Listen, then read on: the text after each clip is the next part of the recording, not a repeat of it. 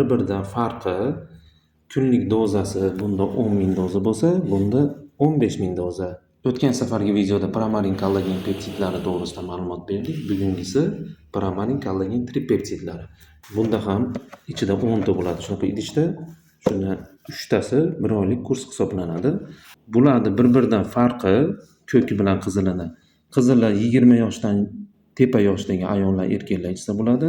Ko'kini 30 yoshdan yuqori yoshdagilarga tavsiya etiladi. Sababi 30 yoshdan o'tganda teridagi gialuron kislotasi kamayishini hisobiga terida ajinlar, har xil terining quruqligi kelib chiqadi. Buni ichadigan bo'lsa, teri porlaydi, yosharadi, namlanadi, tirnoqlar, sochlar yaxshi o'sadi va buni tarkibida vitamin C, gibiskus, oqsimorodina va gialuron kislotasi mavjud. Sizlarga ham tavsiya qilamiz. Hatto o'zimni ayolimda ham xuddi shunaqa holat bo'lgan. Teridagi chandirlarni yo'qotishda yordam bergan. Hozirda 31-yanvar oyi oxirigacha qizil kollagenlarimizga 10% chegirma bor.